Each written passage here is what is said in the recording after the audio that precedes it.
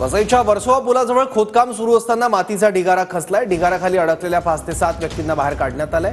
एक जेसीबीसह कंटेनर ढिगाराखाली अडकल्याची माहिती आहे। सूर्या पाईपलाईनचं खोदकाम सुरू असताना मातीचा ढिगारा खचला।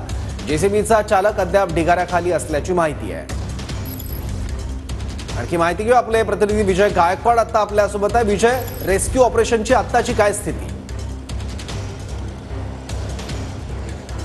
सर्व बरोबर आहे। मी आता त्या घटनास्थळावरती आहे। आपण जर बघितलं तर या ठिकाणी हा जो स्पॉट आहे हा मुंबई अहमदाबाद महामार्गाच्या जे वर्सोवा ब्रिज आहे त्याच्या बाजूचा आहे आणि या ठिकाणी आपण जर खड्डा बघितला तर जवळपास 50 फुटाच्या वरचा हा खड्डा आहे।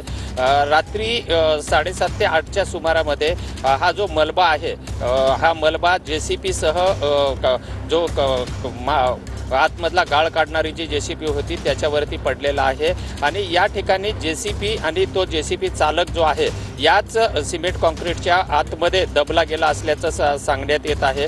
या ठिकाणी घटनास्थळावरती सध्या NDRFची टीम आहे, MMRDAचे लोक आहे, स्थानिक पोलीस आहेत। त्यांचे सकाळपासून जो मोठे प्रयत्न सुरू आहेत की त्याला बाहेर काढण्याचा, परंतु आजूबाजूचा पूर्ण जो मलबा जो आहे हा पूर्णपणे भुसभुशीत असल्यामुळं आतमधून रेस्क्यू करण्यासाठी मात्र पूर्ण प्रशासनाला अडथळे निर्माण होत आहेत। आपण जर बघितलात तर समोर जे आहे हा जवळपास 50 फूट होता आणि त्यामध्ये आतमध्ये जेसीपी होता। त्या जेसीपीच्या माध्यमातून गाळ काढत होता आणि याच क्रेनच्या साह्यानं हा जो जेसीपी माल जो आहे मलबा जो आहे हा बाहेर काढला जात होता आणि त्यामुळं अचानक ही जी माती आहे ही माती नेमकी काय स्थिती आहे त्या या सगळ्या आढाव्यावरून लक्षात येते। धन्यवाद या माहितीबद्दल।